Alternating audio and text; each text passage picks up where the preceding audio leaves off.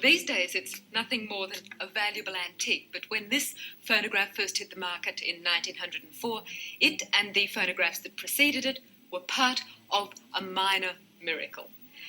These things, with their wax cylinder recordings, altered forever the way human beings enjoy themselves.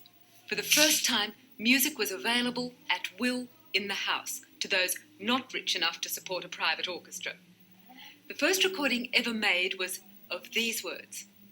Millie had a little lamb, its feet was white as snow, and everywhere that Millie went, the lamb was sure to go.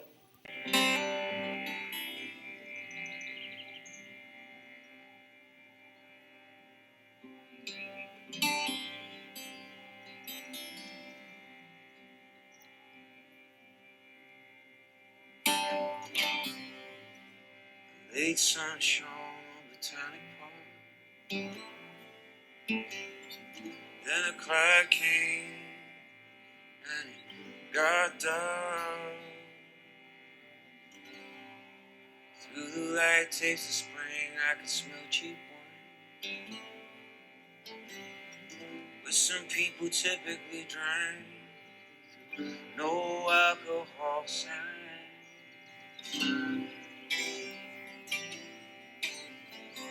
Couldn't seem to get the day through. It ain't over, baby.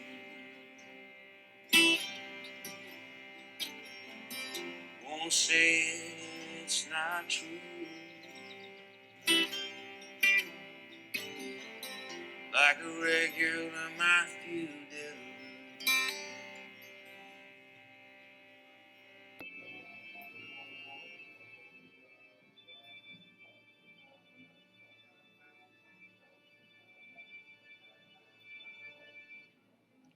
L'angelo del Signore portò l'annuncio a Maria.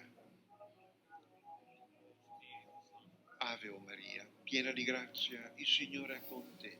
Tu sei benedetta fra le donne e benedetto è il frutto del tuo seno, Gesù. Santa Maria, Madre di Dio, prega per noi peccatori, adesso e nell'ora della nostra morte. Amen. Eccomi, sono la serva del Signore. Sia fatta di me. Ave o Maria, piena di grazia, il Signore è con te. Tu sei benedetta fra le donne e benedetto è il frutto del tuo seno, Gesù. Santa Maria, Madre di Dio, prega per noi peccatori, adesso e nell'ora della nostra morte. Amen. E il Verbo si è fatto carne. E venne ad abitare in mezzo a noi. Ave o Maria, piena di grazia, il Signore è con te. Tu sei benedetta fra le donne e benedetto è il frutto del tuo seno, Gesù. Santa Maria, Madre di Dio, prega per noi peccatori, adesso e nell'ora della nostra morte. Amen. Nel nome del Padre, e del Figlio, e dello Spirito Santo. Amen. L'Eucaristia è il grande tesoro che Gesù ci ha lasciato per darci forza nel cammino della vita. Purtroppo molti non si rendono conto di quanto sia preziosa l'Eucaristia. Per questo preghiamo insieme. Signore Gesù, quando mi inginocchio davanti all'Eucaristia, sento il profumo di Betlemme, respiro il mistero dell'umiltà di Dio e provo vergogna per l'orgoglio che è dentro di me e che continuamente esplode nelle rivalità e nelle vergognose guerre che insanguinano i popoli. Gesù, donami una briciola della tua umiltà. Signore Gesù, quando mi inginocchio davanti all'Eucaristia, capisco che tu ci ami perché sei buono e non perché noi meritiamo il tuo amore. Nel cenacolo tutto parlava di tradimento e tu, con un gesto di puro amore, donasti l'Eucaristia all'umanità, a questa umanità che continuamente ti tradisce. Gesù, donami una briciola del tuo amore. Signore Gesù, accanto all'Eucaristia si sente il mormorio dell'acqua che tu versasti sui piedi degli apostoli. Signore, arrossisco a motivo dell'egoismo che ancora abita in me, rendendomi scontento e infelice. Signore, donami una goccia d'acqua dell'ultima cena e donaci, sacerdoti santi, sacerdoti che ci facciano innamorare dell'Eucaristia. Amen. Il primo mistero della gioia ci porta nella casa di Maria a Nazareth. Notate, l'angelo Gabriele viene mandato da Dio non nel Tempio di Gerusalemme, ma in una casa.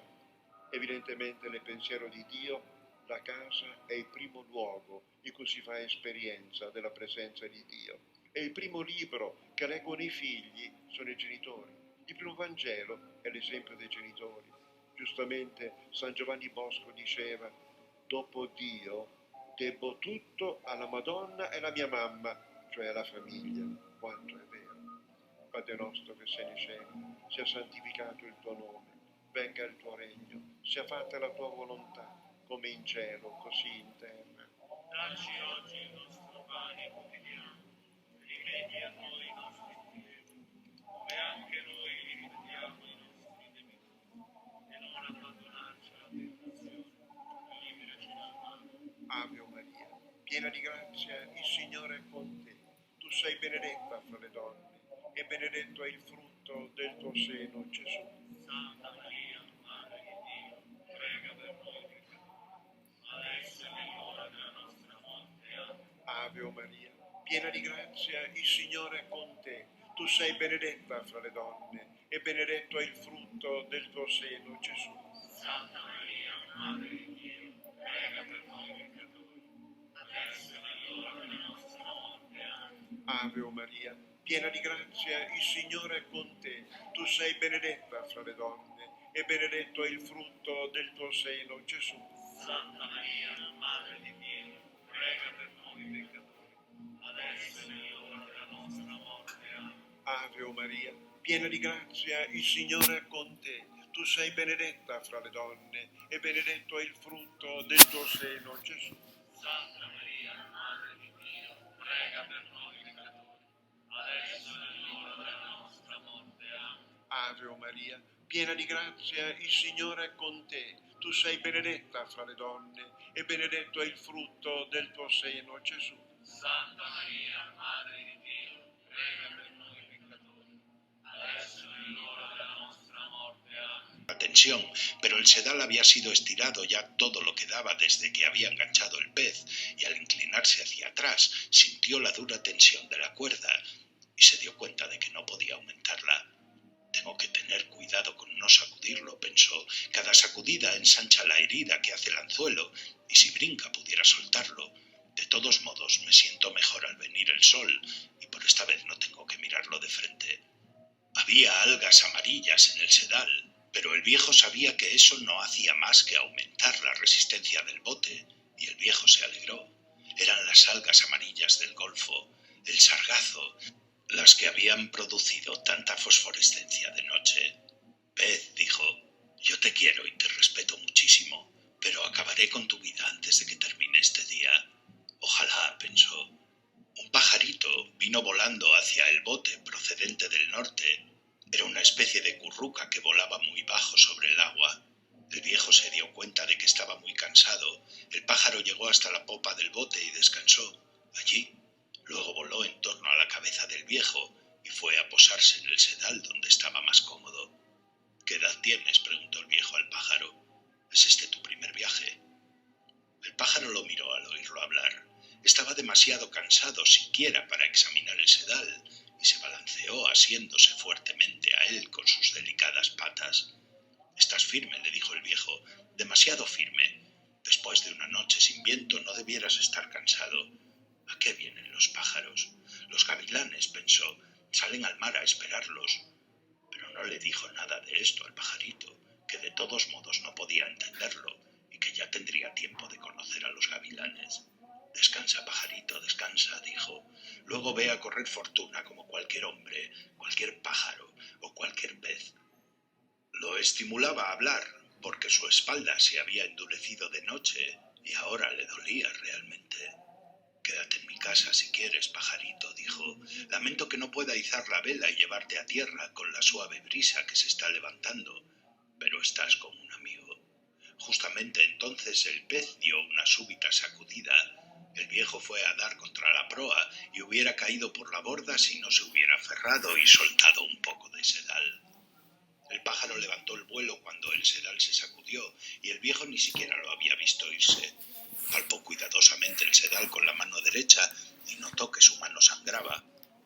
«Algo la ha lastimado», dijo en voz alta, y tiró del sedal para ver si podía virar al pez. Pero cuando llegaba a su máxima tensión, sujetó firme y se echó hacia atrás para formar contrapeso. «Ahora lo estás sintiendo, pez», dijo, «y bien sabe Dios que también yo lo siento». Miró en derredor a ver si veía al pájaro, porque le hubiera gustado tenerlo de compañero. El pájaro se había ido. «No te has quedado mucho tiempo», pensó el viejo, «pero ¿a dónde vas? Va a ser más difícil hasta que llegues a la costa». «¿Cómo me habré dejado cortar por esta rápida sacudida del pez? Me debo estar volviendo estúpido». O quizás sea que estaba mirando al pájaro y pensando en él. «Ahora prestaré atención a mi trabajo y luego me comeré el bonito para que las fuerzas no me fallen». «Ojalá estuviera aquí el muchacho y que tuviera un poco de sal», dijo en voz alta. Pasando la presión del sedal al hombro izquierdo y arrodillándose con cuidado, lavó la mano en el mar y la mantuvo allí sumergida. Por más de un minuto, viendo correr la sangre y deshacerse en estela, y el continuo movimiento del agua contra su mano al moverse el bote. «Ahora va mucho más lentamente», dijo. Al viejo le hubiera gustado mantener la mano en el agua salada por más tiempo, pero temía otra súbita sacudida del pez, y se levantó y se afianzó y alzó la mano contra el sol. Era solo un roce del sedal lo que había cortado su carne, pero era en la parte con que tenía que trabajar. El viejo sabía que antes de que esto terminara necesitaría sus manos y no le gustaba nada estar herido antes de empezar. «Ahora», dijo cuando su mano se hubo secado, «tengo que comer ese pequeño bonito. Puedo alcanzarlo con el bichero y comérmelo aquí tranquilamente». Se arrodilló y halló el bonito bajo la popa con el bichero y lo atrajo hacia sí, evitando que se enredara en los rollos de sedal. Sujetando el sedal nuevamente con el hombro izquierdo y apoyándose en el brazo izquierdo, sacó el bonito del garfio del bichero y puso de nuevo el bichero en su lugar. Plantó una rodilla sobre el pescado y arrancó tiras de carne oscura longitudinalmente desde la parte posterior de la cabeza hasta la cola. Eran tiras en forma de cuña y las arrancó desde la proximidad del espinazo hasta el borde del vientre. Cuando hubo arrancado 6 tiras, las tendió en la madera de la popa, limpió su cuchillo en el pantalón y levantó el resto del bonito por la cola y lo tiró por la borda. «No creo que pueda comerme uno entero», dijo, y cortó por la mitad una de las tiras. Sentía la firme tensión del sedal y su mano izquierda tenía calambre. La corrió hacia arriba sobre el duro sedal y la miró con disgusto. «¿Qué clase de mano es esta?», dijo. «Puedes coger calambre si quieres, puedes convertirte en una garra, de nada te va a servir». «Vamos», pensó, y miró al agua oscura y al sesgo del sedal. «Cómetelo ahora y te dará fuerza para la mano. No es culpa de la mano, y llevas muchas horas con el pez, pero puedes quedarte siempre con él. Cómete ahora el bonito». Cogió el pedazo, se lo llevó a la boca y lo masticó lentamente. No era desagradable. «Mastícalo bien», pensó, «y no pierdas ningún jugo. Con un poco de limón o lima o con sal no estaría mal». «¿Cómo te sientes, mano?», preguntó a la que tenía calambre y que estaba casi rígida como un cadáver. «Ahora comeré un poco para ti». Comió la otra parte del pedazo que había cortado en 2, lo masticó con cuidado y luego escupió el pellejo. «¿Cómo va eso, mano? ¿O es demasiado pronto para saberlo?». Cogió otro pedazo entero y lo masticó. «Es un pez fuerte y de calidad», pensó. «Tuve suerte de engancharlo a él en vez de a un dorado. El dorado es demasiado dulce. Este no es nada dulce y guarda toda la fuerza». Sin embargo, hay que ser práctico, pensó. Otra cosa no tiene sentido. Ojalá tuviera un poco de sal, y no sé si el sol secará o pudrirá lo que me queda. Por tanto, será mejor que me lo coma todo, aunque no tengo hambre. El pez sigue tirando firme y tranquilamente. Me comeré todo el bonito y entonces estaré preparado. «Ten paciencia, mano», dijo. «Esto lo hago por ti». «Me gustaría dar de comer al pez», pensó. «Es mi hermano, pero tengo que matarlo y cobrar fuerzas para hacerlo». Lenta y deliberadamente se comió todas las tiras en forma de cuña del pescado. Se enderezó, limpiándose la mano en el pantalón. «Ahora», dijo, «mano, puedes soltar el sedal. Yo sujetaré al pez con el brazo hasta que se te pase esta bobería». Puso su pie izquierdo sobre el pesado sedal que había aguantado la mano izquierda y se echó hacia atrás para llevar con la espalda la presión. Dios quiera que se me quite el calambre, dijo, porque no sé qué hará el pez. Pero parece tranquilo, pensó, y sigue su plan. Pero, ¿cuál será su plan? ¿Y cuál es el mío? El mío tendré que improvisarlo de acuerdo con el suyo, porque es un pez muy grande. Si brinca podré matarlo, pero no acaba de salir de allá abajo. Entonces seguiré con él allá abajo. Se frotó la mano que tenía calambre contra el pantalón y trató de obligar los dedos, pero estos se resistían a abrirse. Puede que se abra con el sol, pensó. Puede que se abra cuando el fuerte bonito crudo haya sido digerido. Si la necesito, la abriré, cueste lo que cueste, pero no quiero abrirla ahora por la fuerza, que se abra por sí misma y que vuelva por su voluntad. Después de todo, abusé mucho de ella de noche cuando era necesario soltar y empatar los varios sedales. Miró el mar y ahora se dio cuenta de cuán solo se encontraba, pero veía los prismas en el agua profunda y oscura, el sedal estirado delante y la extraña ondulación de la calma. Las nubes se estaban acumulando ahora para la brisa, y miró adelante y vio una bandada de patos salvajes que se proyectaban contra el cielo sobre el agua.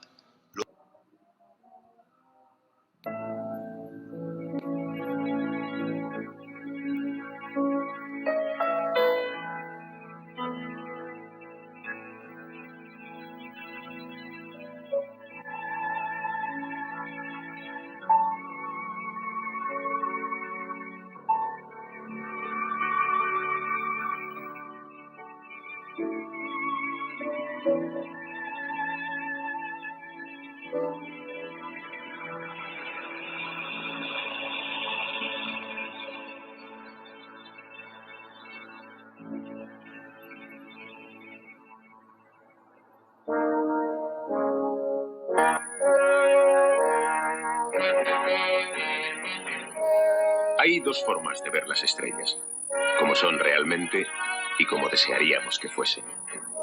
Tenemos las Pléyades, un grupo de estrellas jóvenes que, según los astrónomos, dejan tras de sí un criadero estelar de gas y polvo.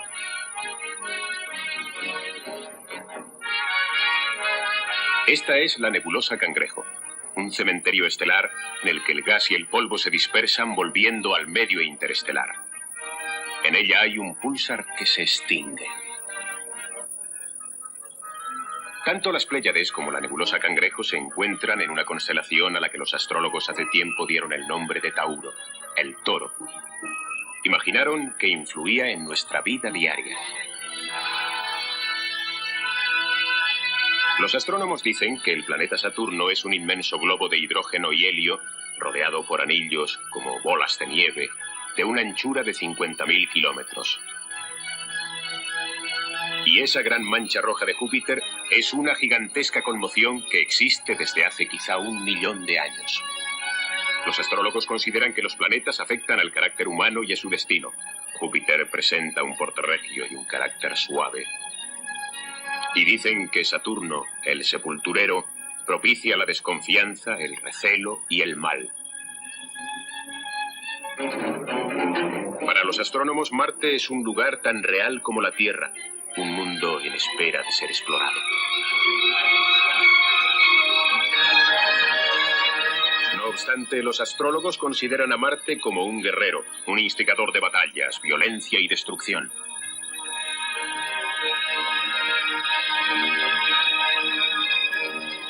La astronomía y la astrología no siempre han sido tan diferentes. Durante la mayor parte de la historia, una encerraba a la otra. Pero llegó un momento en que la astronomía traspasó los límites de la astrología. Las dos tradiciones comenzaron a diferenciarse en la vida y en la mente de Johannes Kepler. Él fue quien desmitificó los cielos al descubrir que la fuerza física provenía del movimiento de los planetas. Fue el primer astrofísico y el último astrólogo científico. Las bases intelectuales de la astrología se vinieron abajo hace 300 años. No obstante, la astrología todavía es tomada en serio por mucha gente. ¿Han observado ustedes qué fácil es encontrar una revista sobre astrología? Prácticamente todos los periódicos de América tienen una columna diaria dedicada a la astrología y casi ninguno tiene una columna semanal sobre astronomía. Hay mucha gente que lleva amuletos y que lee su horóscopo antes de salir de casa. Incluso nuestro lenguaje está influido por la astrología. Tomemos como ejemplo la palabra desastre, que viene del griego y significa mala estrella. Hubo un tiempo en que los italianos creían que la influencia de las estrellas producía una enfermedad. Es el origen de la palabra influenza. ¿Qué consiste esto de la astrología? Fundamentalmente consiste en la influencia que tiene en el futuro de las personas la situación de los planetas en el momento de su nacimiento. Hace unos pocos miles de años surgió la idea de que los movimientos de los planetas determinaban el destino de reyes, dinastías e imperios. Los astrólogos estudiaron el movimiento de los planetas y se preguntaron qué había ocurrido la última vez que Venus ascendió sobre la constelación de Capricornio.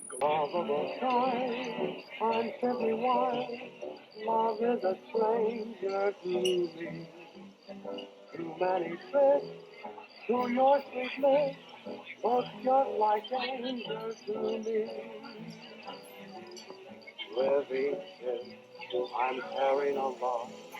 What is this great power you got? Can't fight this, I'm falling in love with you.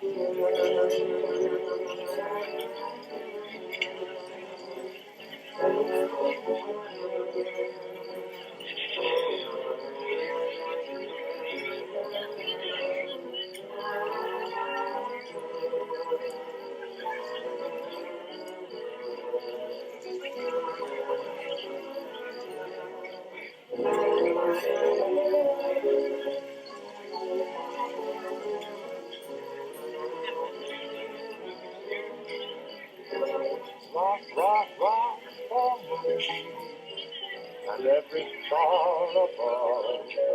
To your arms they guide me. Let's give 3 cheers for love. This boombox for flowers, the bluebird and the dove. With you here beside me, let's give 3 cheers for love. Cupid, hit the spot with a dart. Now a voice in my heart, singing, hip hooray for our side. Rah, rah, rah for life, and sweet music too. This boombox for dreams that have come true. I give 3 cheers for love. Now let me give 3 cheers for you.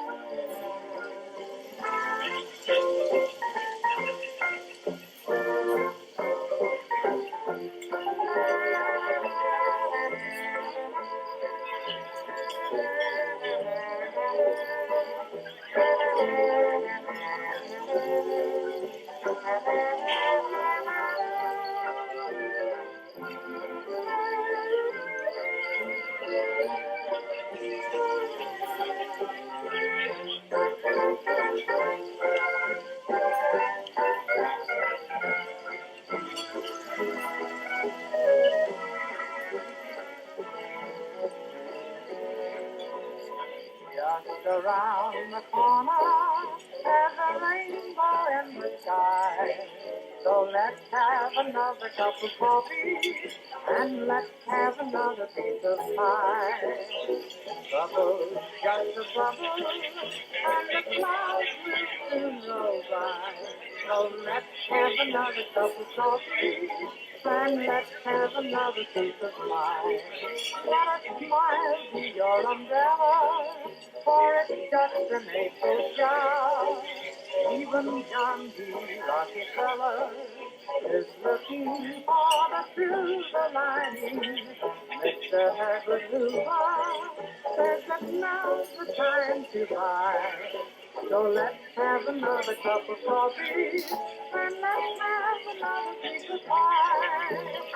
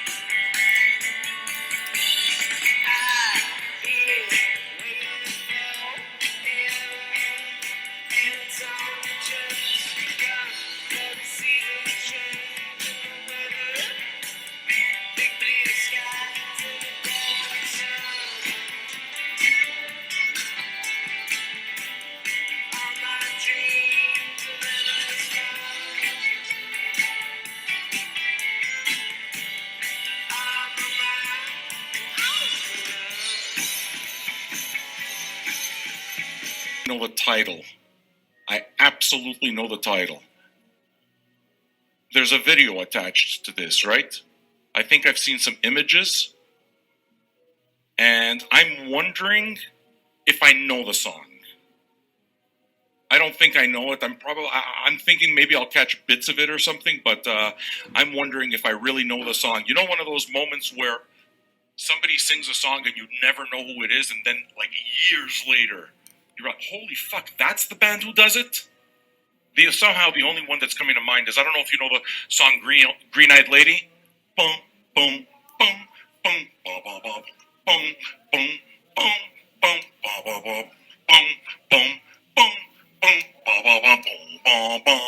boom, boom, boom, right? It's fucking awesome. It stays in your head. You know the song.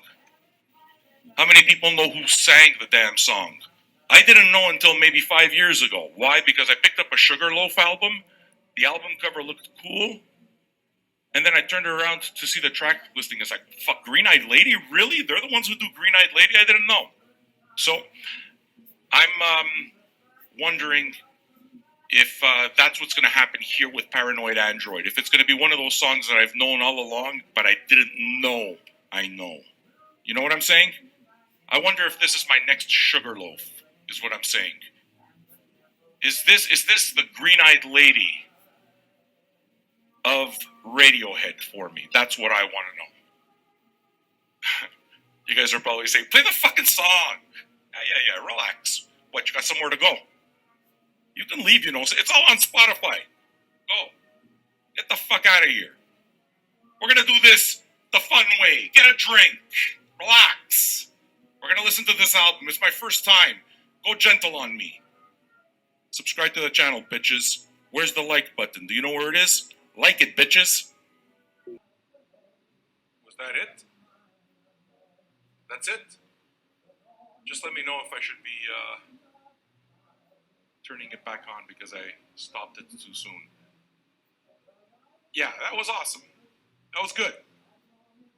I keep coming back to the same thing, don't I? I like Johnny Greenwood. Yeah, dude, he just added another element that's pretty cool. Like, and now, that's the first song where I can hear Pink Floyd elements. The break in the middle is kind of cool. Johnny Greenwood's fucking awesome. I like his guitar playing. I'm hearing more post-rock elements than I thought I would hear. I wasn't expecting any post-rock elements to Radiohead at all. So, you know, when you think about it, post-rock is basically just heavier Pink Floyd. You know what I'm saying? I mean, The Wall is a post-rock album. But yeah, I'm absolutely digging it. Like, I'm going to listen to this, and now I'm going to look forward to wanting to hear that song. What's it called? Paranoid Android? Is that the one? Yeah, that was fucking good. That was good.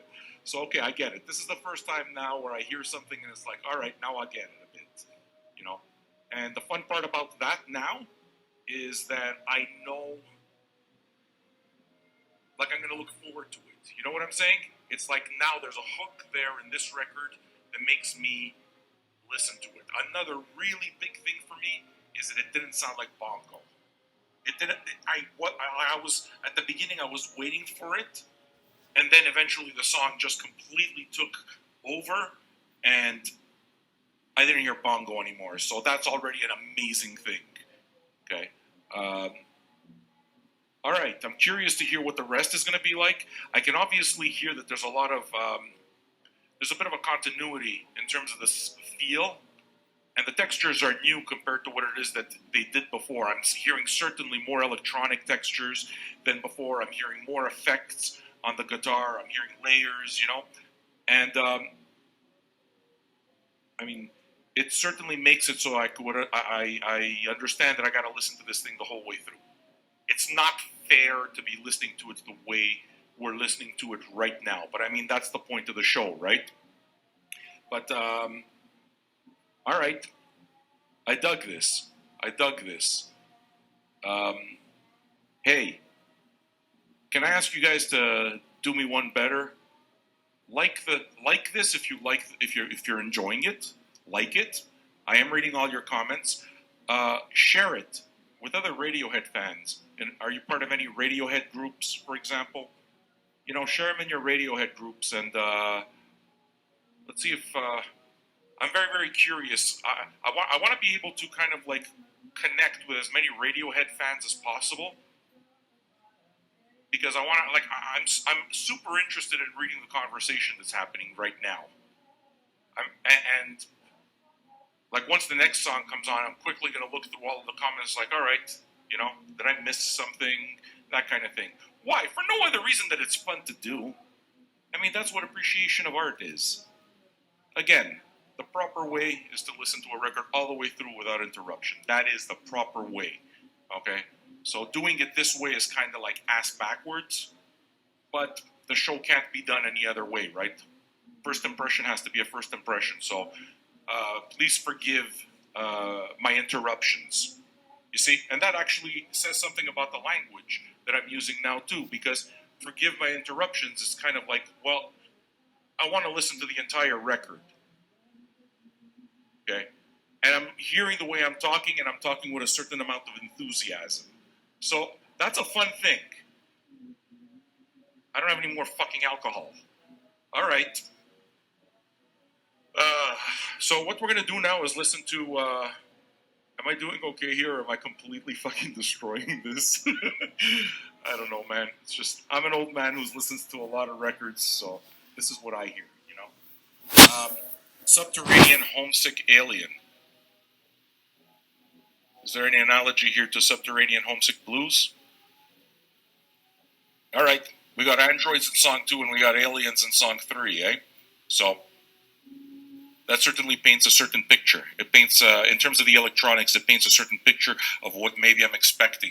When you hear the same type of theme, or when you see the same type of theme on 2 songs, you tell yourself, okay, there's probably an overarching theme to the entire record. I don't know if there is. Again, I've never listened to it before, but now, after hearing 2 songs and reading the titles to 3 songs, you know, I'm beginning to think, maybe, is there some kind of overarching theme, kind of like Pink Floyd, The Wall? Okay, I guess that remains to be seen. I know I'm talking a lot. What do you want me to tell you? I got thoughts. That's why you're watching the fucking thing. You know the album already. You've heard it. Spotify, bitches, go! If you want to hear the music. All right. So, we're going to move on, all right? Subterranean Homesick Alien. The title reminds me of Who's Got Planète Sauvage? Fantastic Planet, Alain Goraguer. It reminds me of a title that would fit on that soundtrack.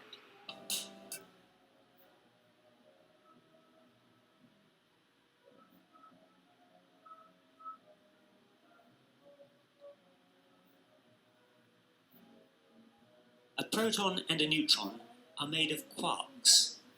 I have described this in my video on the Standard Model. As gravity continues to work, the protons and neutrons get pushed together, and by various processes, 2 protons and 2 neutrons end up as the nucleus of a helium element. Normally, it would not be possible for 2 protons and 2 neutrons to come together to form a helium nucleus, because the 2 protons would repel one another because of the electrostatic or Coulomb force of repulsion. But the core of the Sun is so hot, and the particles therefore have sufficient energy that they can overcome the Coulomb repulsion force and fuse together. This is called fusion. The ball of hydrogen is now a star. As I described in the video on the Standard Model, the process of converting hydrogen into helium releases energy. This is because the mass of 2 protons and 2 neutrons is slightly greater than the mass of the helium nucleus, which contains those 4 particles. The mass difference is converted into energy by Einstein's famous formula E = mc squared. A huge amount of hydrogen is converted into helium, so a huge amount of energy is released, mainly as heat and light. The energy which is released creates a pressure which is sufficient to balance the gravitational forces which are trying to cause the star to collapse still further. So while the fusion process is working, Gravity is held at bay, and the star maintains its size. For most stars, that is all that happens for pretty much the entire duration of their life. Our own Sun, for example, is 5 billion years old. It still has another 5 billion years to go. Throughout that time, it is steadily converting hydrogen into helium. At some point, all the hydrogen in the core of a star has been converted into helium. The outer layers may still contain a substantial amount of hydrogen, but the main fusion process, which is holding gravity at bay in the core of the star, will stop. Once the fusion process in the core has stopped, gravity takes over again, and the star begins to contract. But as it does so, its temperature increases even further. And now, apart from the smallest stars, the helium in the core has sufficient energy to fuse to make higher elements in the periodic table. The periodic table sets out all the known elements in order of atomic mass. This essentially reflects the number of protons in the nucleus of each element.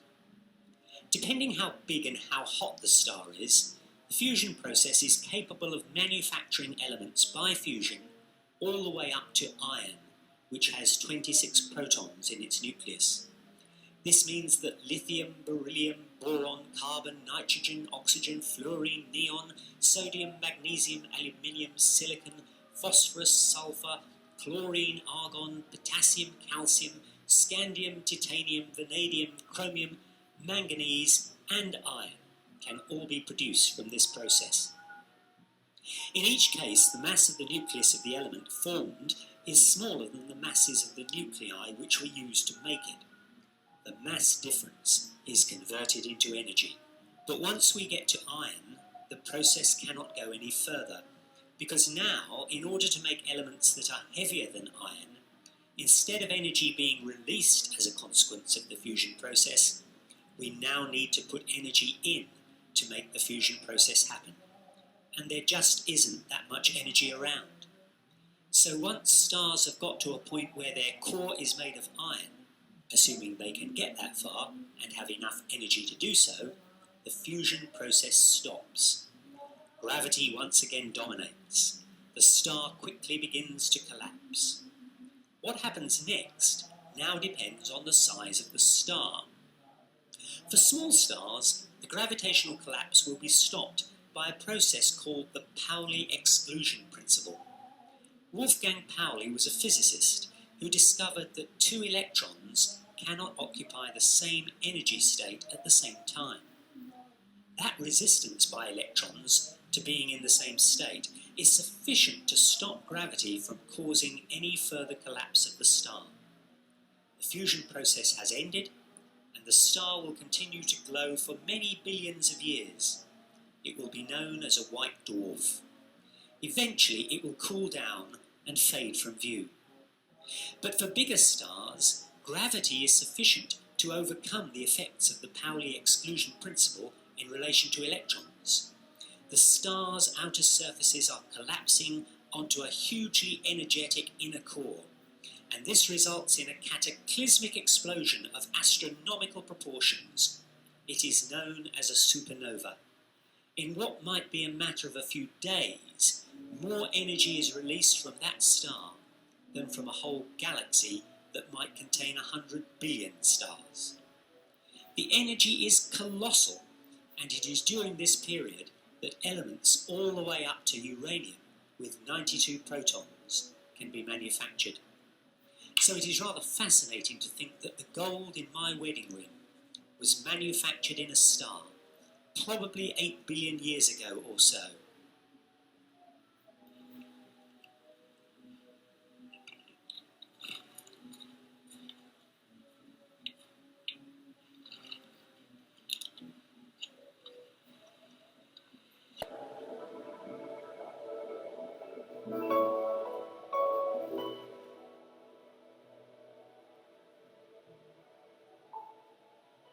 De niño recuerdo mi primera caña, una caña rígida, muy cortita.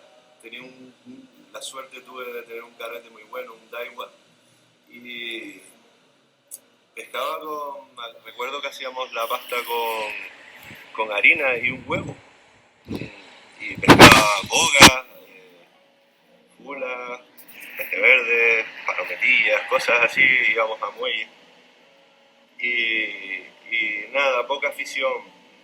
Realmente, ya con 12 años, así, algo así, nos mudamos a una zona relativamente cerca de la costa. Ahí comenzaron ya más esas ganas de, como tenía la costa cerca, empecé a comprarme cañas mejores, empecé a andar con gente que tenía mucha experiencia. De hecho, conocí a un señor que fue mi maestro, pasaba muchas horas junto a él, viendo cómo pescaba y me explicaba, y sobre todo me decía eso, que me fijase. Entonces empecé a poner en prueba mis teorías y es así, una cosa te lleva a la otra, vas aprendiendo de errores y así fue como fui adquiriendo experiencia en la pesca, hasta que llegó internet, vas viendo pues los trucos de cada persona, vas cogiendo un poquito de aquí, un poquito de allá y vas probando, y así fue como llegué a experimentarme en pescar el salvo. Otras veces pues vas a pescar la galana, o vas a pescar salema, o vas a pescar bien. Y así fue como fui metiéndome en este mundillo. En general, como a mí la pesca del salvo me gusta hacerlo con bajos resistentes, ¿sabes? De no ir, si no ir seguro, a mí lo que me gusta es ir donde haya mucho oleaje. Me gusta el agua turbia, zonas rocosas, donde haya mucho espumaraje, donde no tenga yo que esforzarme por lo que es engañar al salvo, sino más bien que lo tenga fácil. Esas son las condiciones que me gusta, que yo lo tenga fácil para pescar el salvo y poco más. No me siento cómodo pescando el salvo en agua limpia, mal calmado. Eso a mí me deprime un poco. Acabo haciendo otra pesca porque si no está para el salvo, no voy a pescar salvo. La pasta de sardina es que se diferencia mucho de otro tipo de carnada. Sobre todo me gusta usarla porque cebo directo, ¿sabes? Exclusivamente te comen salvo. No me suele entrar otro tipo de variedad de pescado, y sobre todo muy poca morralla. Digamos que a mí, por lo menos mi experiencia, la morralla que me entran son salvos pequeños, o en algunas ocasiones bogas, pero ya me he decantado por usarlo porque exclusivamente pescas salvos. Yo por lo menos pesco salvos únicamente con la pasta de sardina, además les atrae mucho. Y eso no coge otra cosa sino sal. Por eso uso eso nada más. También puedes usar gamba, puedes usar queso, pero no es tan efectivo como, para mí no es tan efectivo como la pasta de sardina. Luego también no es llegar y decir, nada, voy a hacer pasta de sardina. He ido probando muchas formas de hacerla hasta llegar a un punto que he visto que esa realmente funciona. No se te cae del anzuelo, porque la textura, si a lo mejor la pones muy blanda, sí que te pican otras especies y te la quitan del anzuelo y no te enteras. He llegado a perfeccionarla de tal manera que atrae mucho y me es bastante bien para pescar los salmos. Las porciones siempre es en el peso y ahí está, compras 1 kilo para hacer esta cantidad, o compras medio kilo o 1/4 kilo, depende de la cantidad que quieras hacer. Lo importante es siempre sacarle la carne, que no tenga, también limpiarle las escamas, que no tenga escamas, que no tenga espina, que no tenga tripa, sencillamente la carne. No le añado agua de la llave. Si tengo que añadirle un poco de agua porque no tiene mucha grasa o está muy seca la sardina, se le puede añadir un poco de agua del mar.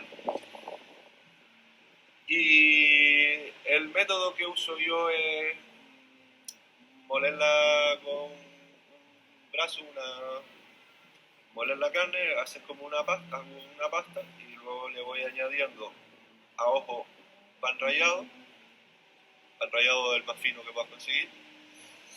Y como el pan seca mucho, pues lo que hago es que cuando tiene un punto ya, un tanto ya semiduro, que lo voy haciendo con un tenedor, una cuchara, todavía no está para amasarla con las manos, le voy haciendo unas paradas, voy dejando que el pan absorba la humedad, porque ahí te puedes pasar y te puede quedar muy dura y muy seca y ya no te vale. Entonces le voy dejando unos minutos para ver cómo suena y se va sentando, la voy tocando, porque todo esto lo hago a ojo, entonces le sigo echando y ya,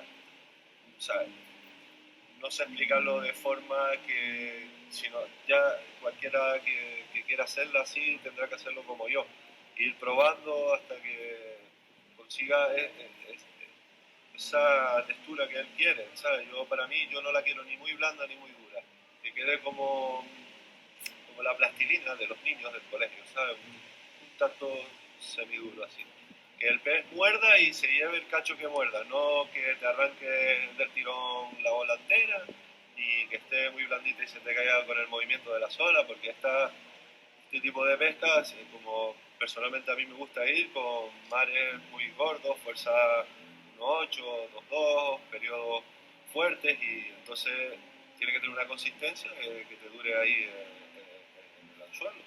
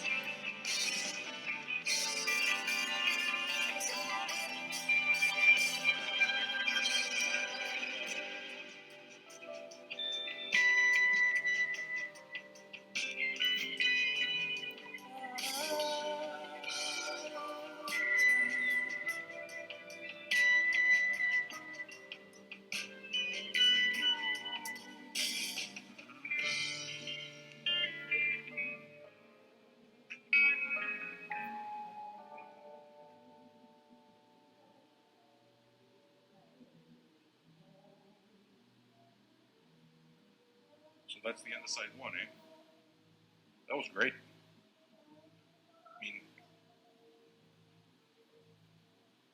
I've listened to so much music for so many different moods that I kind of know what the signals are. The reason it is that I own 6,000 records is because I don't connect to human beings. Well, now I do. But as a kid, I didn't connect, just most of my life, I didn't connect to human beings as well as I connected to art. So art was the best way that I can communicate with music. And it was easier to be vulnerable with art and rage with art. You know, these were all safe. Art is safe space, okay? So the reason it is that my collection is pretty much 6,000 records now is because I've spent my entire life looking for the soundtrack to every fucking emotion and subset of emotion and thought that I've ever experienced over the course of my life. I want to be able to soundtrack every fucking moment I have.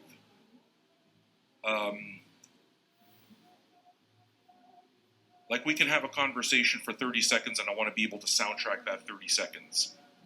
I kind of have that symbiotic thing with music, which is why, I mean, I guess I pull stories out of my ass sometimes and it goes from one thing to another, because to me it is all the same thing.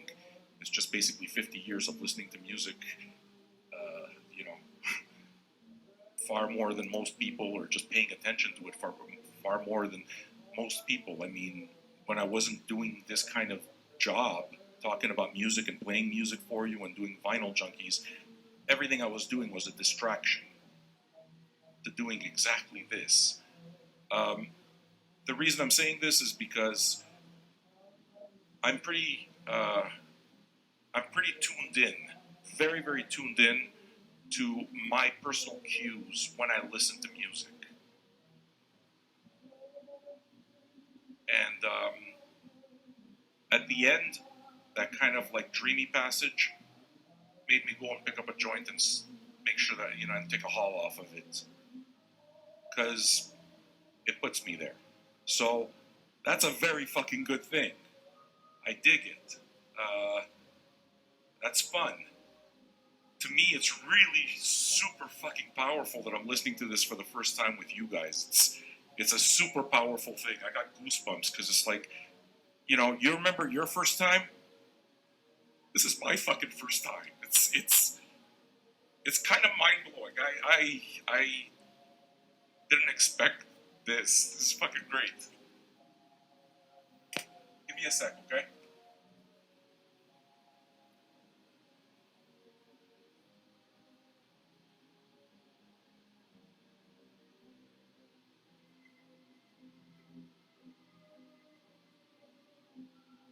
Jamás estás solo en el mar. Recordó cómo algunos hombres temían hallarse fuera de la vista de la tierra en un botecito y en los mares de súbito mal tiempo tenían razón. Pero ahora era el tiempo de los ciclones, y cuando no hay ciclón en el tiempo de los ciclones, es el mejor tiempo del año. Si hay ciclón, siempre puede uno ver las señales varios días antes en el mar. En tierra no las ven porque no saben reconocerlas, pensó. En tierra debe notarse también por la forma de las nubes, pero ahora no hay ciclón a la vista. Miró al cielo y vio la formación de los blancos cúmulos como sabrosas pilas de mantecado, y más arriba se veían las tenues plumas de los cirros contra el alto de septiembre. Brisa ligera, dijo, mejor tiempo para mí que para ti, pez. Su mano izquierda estaba todavía presa del calambre, pero la iba soltando poco a poco. Detesto el calambre, pensó. Es una traición del propio cuerpo. Es humillante entre todos los demás tener diarrea producida por envenenamiento de bromainas o vomitar por lo mismo, pero el calambre lo humilla a uno, especialmente cuando está solo. Si el muchacho estuviera aquí, podría frotarme la mano y soltarla desde el antebrazo, pensó, pero ya se soltará. Luego palpó con la mano derecha para conocer la diferencia de tensión en el sedal. Después vio que el sesgo cambiaba en el agua. Seguidamente, al inclinarse contra el muslo, vio que cobraba un lento sesgo ascendente. Está subiendo, dijo. Vamos, mano, ven, te lo pido. El sedal se alzaba lenta y continuamente. Luego la superficie del mar se cambó delante del bote y salió el pez. Surgió interminablemente, y manaba agua por sus costados. Brillaba el sol y su cabeza y lomo eran de un púrpura oscuro, y al sol las franjas de sus costados lucían anchas y de un tenue color azul rojizo. Su espada era tan larga como un bate de béisbol, yendo de mayor a menor como un estoque. El pez apareció sobre el agua en toda su longitud y luego volvió a entrar en ella dulcemente, como un buzo, y el viejo vio la gran hoja de guadaña de su cola sumergiéndose, y el sedal comenzó a correr velozmente. «Es 2 pies más largo que el bote», dijo el viejo. El sedal seguía corriendo veloz, pero gradualmente, y el pez no tenía pánico. El viejo trataba de mantener con ambas manos el sedal a la mayor tensión posible, sin que se rompiera. Sabía que si no podía demorar al pez con una presión continuada, el pez podía llevarse todo el sedal y romperlo. Es un gran pez y tengo que convencerlo, pensó. No debo permitirle jamás que se dé cuenta de su fuerza ni de lo que podría hacer si echara a correr. Si yo fuera él, emplearía ahora toda la fuerza y seguiría hasta que algo se rompiera. Pero, a Dios gracias, los peces no son tan inteligentes como los que los matamos, aunque son más nobles y más hábiles.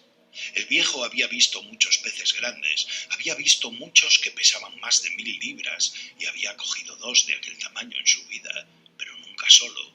Ahora, solo y fuera de la vista de la tierra, estaba sujeto al más grande pez que había visto jamás, más grande que cuantos conocía de oídas, y su mano izquierda estaba todavía tan rígida como las garras convulsas de un águila. Pero ya se soltará, pensó. Con seguridad se le quitará el calambre para que pueda ayudar la mano derecha. 3 cosas se pueden considerar hermanas, el pez y mis 2 manos. Tiene que quitárseles el calambre. El pez había demorado de nuevo su velocidad y seguía su ritmo habitual.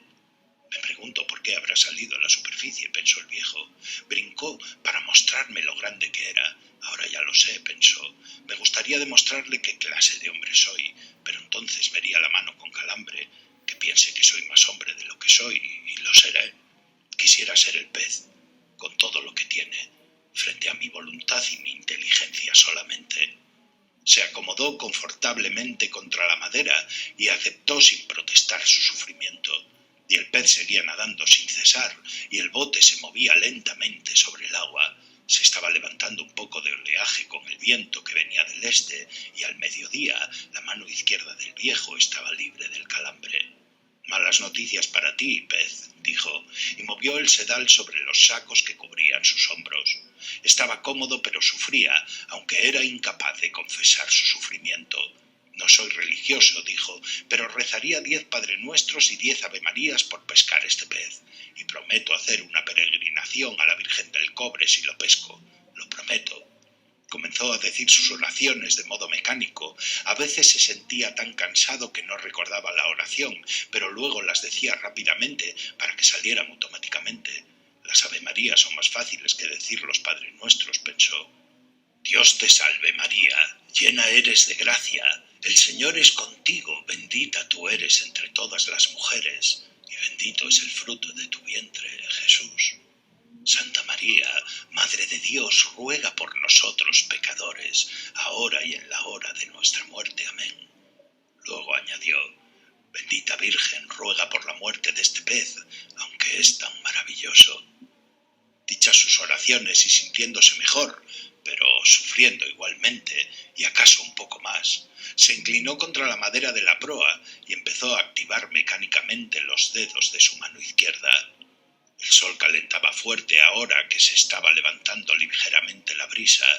«Será mejor que vuelva a poner el cebo del sedal en la popa», dijo. «Si el pez decide quedarse otra noche, necesitaré comer de nuevo y queda poca agua en la botella.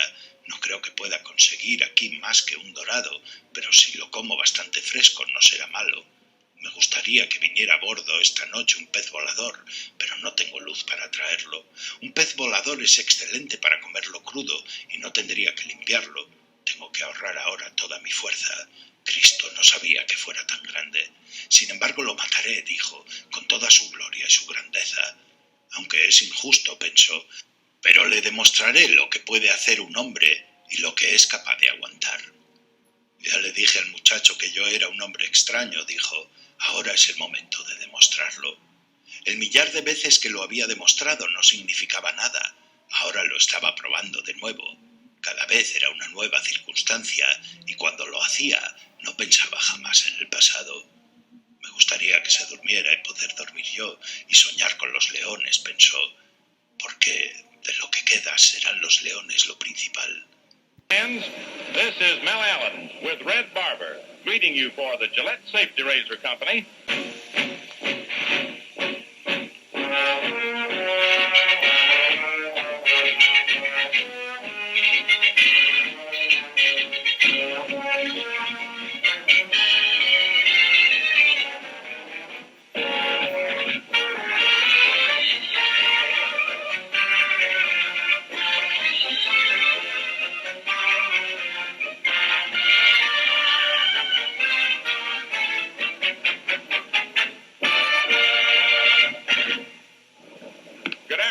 baseball fans.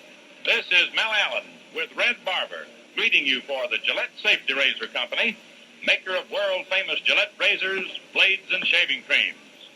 Fans, for the tops in sports, tune in Gillette's Cavalcade of Sports the year around. Every Friday night, Gillette telecasts the major boxing events of the week. And as they occur, leading events of turf, diamond, and gridiron for your entertainment. The final game of the 1952 World Series. And I know that you're anxious to know the official identities of the starting pitchers. And so quickly we go right down to the playing field and show you, as you would expect, right-hander Joe Black of the Brooklyn Dodgers, as previously announced by Chuck Gresson, making his third appearance in this series as the starting pitcher. He's won one and lost one. And for the Yankees, the issue is no longer in doubt. It's going to be left-hander Eddie Lopez. So that manager Casey Stengel, hard-pressed for a starting pitcher for today as a result of having to bring in Allie Reynolds yesterday in relief, said he had to sleep on it, and he came up with the Lopez today. Eddie with 3 days rest. Coming in to pitch against a Dodger lineup, which is predominantly filled with right-hand batters. The Dodgers have not had too much trouble with left-hand pitchers, particularly here at Ebbets Field. But Casey Stengel had to come up with somebody, and it's Eddie Lopez on the mound. Eddie lost his first World Series game when he opened the series at the Yankee Stadium last Friday. So we'll see what's going to happen in this final game of the World Series, one of the most dramatic ever played. And by the way, before we go into the batting orders and other pertinent data concerning today's finale, let me remind you people that every fall, careless hunters cause disastrous forest fires, ruining millions of feet of precious lumber, bringing death to game and fish. Now, if you're planning to hunt this year, paste these simple rules in your head, will you? Number one, crush out cigarette, cigar, and pipe ashes. Number two, break matches in two after using. Number three, drown all campfires. Then stir and drown again. 4, find out the law before using fire. Remember, only you can prevent forest fires. Well, ladies and gentlemen, it would be most difficult to describe this series in so many words. Simply say that what has happened so far, regardless of what happens today, this series will go down as one of the greatest and most dramatic of all time. This is the 49th. This is the first 7-game series since these same two clubs, with largely different personnel, of course, battled down to the wire in 1947, the Yankees winning the final game to establish themselves as world champions. The Dodgers, who have been, since day before yesterday, on the brink of their first world's title, this is their 6th series, the Yankees' 19th, are hopeful today of coming back to get it. The series has bounced back and forth. The Dodgers won the first game, the Yankees the second. The Dodgers the third, the Yankees the fourth. The Dodgers the fifth, the Yankees the sixth. But there's no comeback from today. And the way these two teams have battled has been a joy to behold. Thrilling all the way. And And as most of the baseball observers have put it, regardless of who wins or who loses today, it's simply unfortunate that one of these two battling ball clubs has to go down to defeat. And that the team that loses certainly will not be disgraced, and the team that wins can be as proud as punch over having turned in a wonderful job. And so the batting orders for the New York Yankees, leading off and playing third base, Gil McDougall. Hitting second, Bill Rizzuto. Shortstop. Batting third, Mickey Mantle. Center field. In the cleanup spot, Johnny Mize. First base. Hitting fifth, Yogi Berra. Catching. Hitting sixth, Gene Woodling. Left field. Batting seventh, Herb Noren. Right field. Hitting eighth, Billy Martin. Second base. In the ninth spot on the order, Eddie Lopat pitching. And now Miss Gladys Gooding at the organ, playing and singing our national anthem.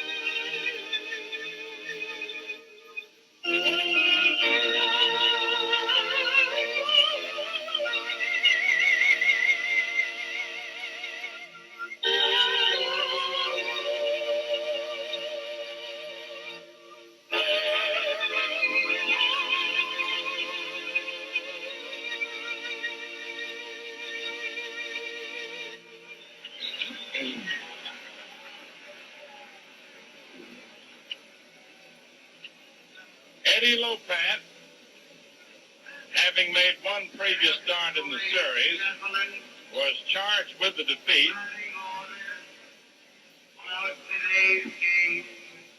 As we have now concluded giving you the Yankee batting order.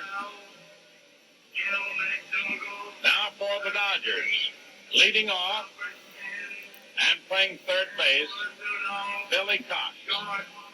Hitting second, Pee Wee Reese. Shortstop. Hitting third, and sensationally, Duke Snyder, center field. In the cleanup spot, Jackie Robinson, second base. And you're now looking into the Dodger dugout. And number 42 there with hands in his hips happens to be Jackie Robinson. Batting fifth, Roy Campanella. Catching. Hitting sixth, as the Dodgers have revamped their batting order for the left-handed slants of Eddie Lopat. Gil Hodges, first base.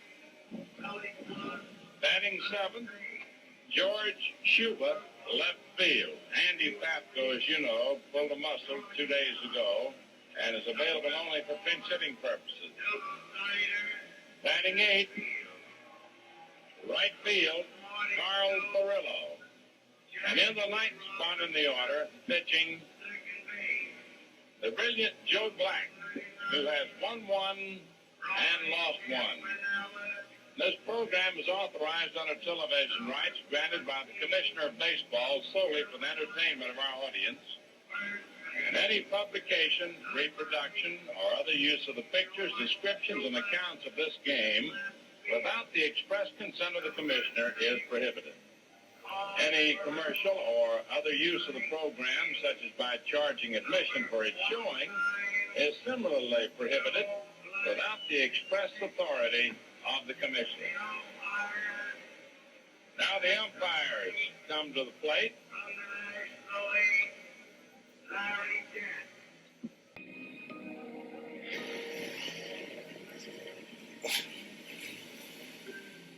Están ahí picando, tío.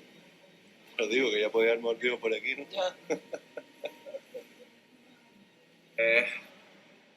Recuerdo una vez en una zona que tienes que caminar muchos kilómetros de sendero, una zona que están intentando hacer la de reserva marina, que ahí fuimos al Sargo, pero también hay muchos peces grandes, hay mucha sama, bocinegro, se mete jurel, y no me esperaba yo, estaba pescando, tenía una caña echada al lastrado con un aparejo del 0.20, una línea madre del 25 y suelos muy pequeños. Le había puesto gamba, la había encarnado con gamba y lo había cubierto con pasta hecha con miga, lo más sencillo. Esa caña la tenía echada y estaba el mar quieto, muy quieto, y estaba pescando vieja. Mientras que esa caña estaba ahí echada, yo estaba pescando vieja. Recuerdo que me sonó un poco la chichara, escuché la chichara, pero no la vi moverse, solo que la oí. Entonces me puse a mirarla y vi que sacó otro poquito de hilo y de ahí agarré la caña, le cerré un poquito el freno, empecé a tantearlo, noté una tensión irregular y tiré despacio pensando que podría ser el fondo, un pulpo que te suele hacer así y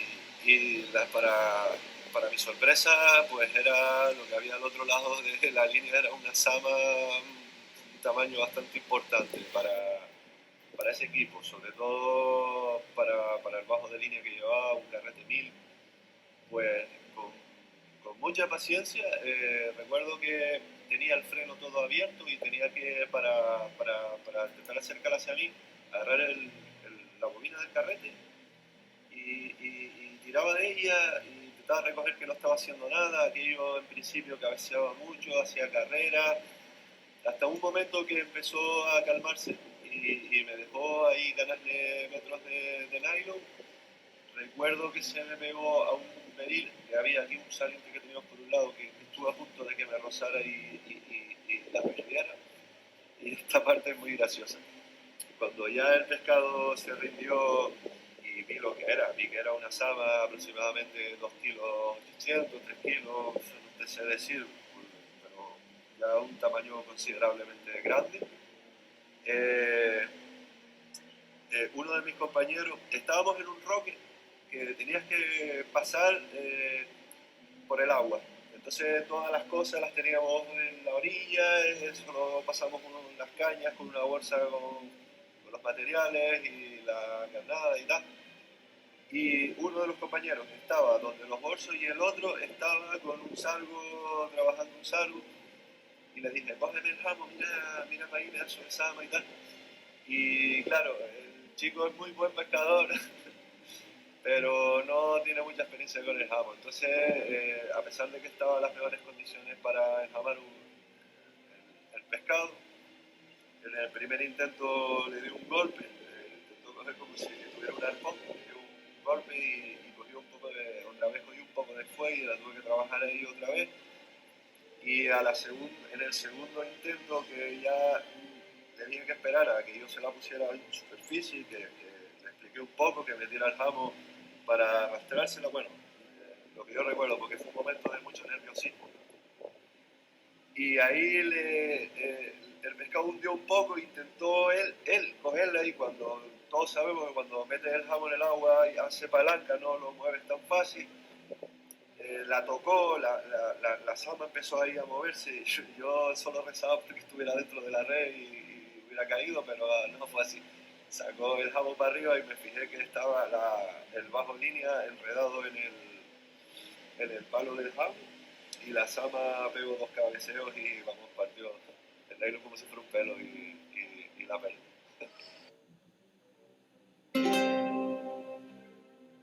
Estaba ya entrada la tarde y el bote todavía se movía lenta y seguidamente, pero la brisa del este contribuía ahora a la resistencia del bote y el viejo navegaba suavemente con el aire del ligero oleaje y el escozor del sedal en la espalda le era leve y llevadero. Una vez, en la tarde, el sedal empezó a alzarse de nuevo, pero el pez siguió nadando a un nivel ligeramente más alto. El sol le daba ahora en el brazo y el hombro izquierdos y en la espalda, por eso sabía que el pez había virado al nordeste.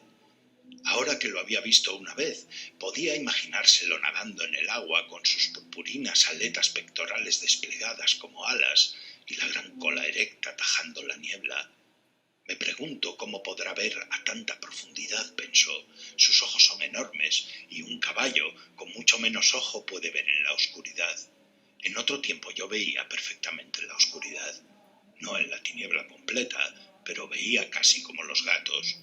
El sol y el continuo movimiento de sus dedos habían librado completamente el calambre de la mano izquierda y empezó a pasar más presión a esta mano, contrayendo los músculos de su espalda para repartir un poco el escozor del sedal. «Si no estás cansado, pez», dijo en voz alta, «debes de ser muy extraño». Se sentía ahora muy cansado y sabía que pronto vendría la noche y trató de pensar en otras cosas. Pensó en las grandes ligas. Sabía que los Yankees de Nueva York estaban jugando contra los Tigres de Detroit. Este es el segundo día en que no me entero del resultado de los juegos, pensó, pero debo tener confianza y debo ser digno del gran Di Maggio, que hace todas las cosas perfectamente, aun con el dolor de la espuela de hueso en el talón. ¿Qué cosa es una espuela de hueso?, se preguntó. Nosotros no las tenemos. ¿Será tan dolorosa como la espuela de un gallo de pelea en el talón de una persona? Creo que no podría soportar eso, ni la pérdida de uno de los ojos o de los dedos, y seguir peleando como hacen los gallos de pelea. El hombre no es gran cosa junto a las grandes aves y a las fieras. Con todo, preferiría ser esa bestia que está allá abajo en la tiniebla del mar. No sé, dijo en voz alta, nunca he tenido una espuela de hueso. El sol se estaba poniendo. Para darse más confianza, el viejo recordó aquella vez cuando en la taberna de Casablanca había pulseado con el gran negro de Cienfuegos, que era el hombre más fuerte de los muelles. Habían estado un día y una noche con sus codos sobre una raya de tiza en la mesa y los antebrazos verticales y las manos agarradas. Cada uno trataba de bajar la mano del otro hasta la mesa. Se hicieron muchas apuestas y la gente entraba y salía del local bajo las luces de queroseno. Y él miraba al brazo y a la mano del negro y a la cara del negro. Cambiaban de árbitro 4 horas después de las primeras 8 para que los árbitros pudieran dormir. Por debajo de las uñas de los dedos manaba sangre y se miraban a los ojos y a sus antebrazos. Y los apostadores entraban y salían del local y se sentaban en altas sillas contra la pared para mirar. Las paredes estaban pintadas de un azul brillante. Eran de madera y las lámparas arrojaban las sombras de los pulseadores contra ellas. La sombra del negro era enorme y se movía contra la pared según la brisa hacía oscilar las lámparas. Las apuestas siguieron subiendo y bajando toda la noche y al negro le daban ron y le encendían cigarrillos en la boca. Luego, después del ron, el negro hacía un tremendo esfuerzo y una vez había tenido al viejo, que por entonces no era viejo, sino Santiago el campeón, cerca de 3 pulgadas fuera de la vertical. Pero el viejo había levantado de nuevo la mano y la había puesto a nivel. Entonces tuvo la seguridad de que tenía derrotado al negro, que era un hombre magnífico y un gran atleta. Al venir el día, cuando los apostadores estaban pidiendo que se declararan tablas, había aplicado todo su esfuerzo y forzado la mano del negro hacia abajo, más y más, hasta hacerle tocar la madera. La competencia había empezado el domingo por la mañana y terminado el lunes por la mañana. Muchos de los apostadores habían pedido un empate porque tenían que irse a trabajar a los muelles, a cargar sacos de azúcar o a la Havana Coal Company. De no ser por eso, todo el mundo hubiera querido que continuara hasta el fin, pero él había terminado de todos modos antes de la hora en que la gente tenía que ir a trabajar. Después de esto, y por mucho tiempo, todo el mundo le había llamado el campeón, y había habido un encuentro de desquite en primavera, pero no se había apostado mucho dinero, y él había ganado fácilmente, puesto que en el primer match había roto la confianza del negro de Cienfuegos. Después había pulseado unas cuantas veces más, y luego había dejado de hacerlo. Decidió que podía derrotar a cualquiera si lo quería de veras, pero pensó que perjudicaba su mano derecha para pescar. Algunas veces había practicado con la izquierda, pero su mano izquierda había siempre sido una traidora y no hacía lo que le pedía. No confiaba en ella. El sol la tostará bien ahora, pensó. No debe volver a engarrotárseme, salvo que haga demasiado frío de noche. Me pregunto qué me traerá esta noche. Un aeroplano pasó por encima en su viaje hacia Miami, y el viejo vio como su sombra espantaba las manchas de peces voladores. Con tantos peces voladores debe haber dorados, dijo, y se echó hacia atrás contra el sedal para ver si era posible ganar alguna ventaja sobre su pez. Pero no, el sedal permaneció en esa tensión, ese temblor y ese rezumar de agua que precede a la rotura. El bote avanzaba lentamente y el viejo siguió con la mirada al aeroplano hasta que lo perdió de vista. Yeah, sorry. So, Brooke, you sent me an important album, and it's been fucking tough for all of us during this entire thing, so this emotional release is nice. I feel thankful, okay? You bought me a record that... I get it. I guess I get it. Sorry. Saito...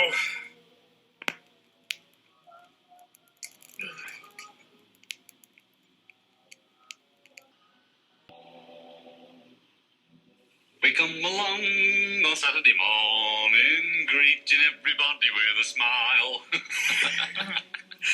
John and Yoko, it is more than wonderful to be able to talk to you after a very, very long time. We've been reminiscing just before the tape started rolling. Right. And John, you've been talking about Saturday Club, so the memory is still working. Well, the memory is very, very good. It gets better when you get older, actually. It gets more clear.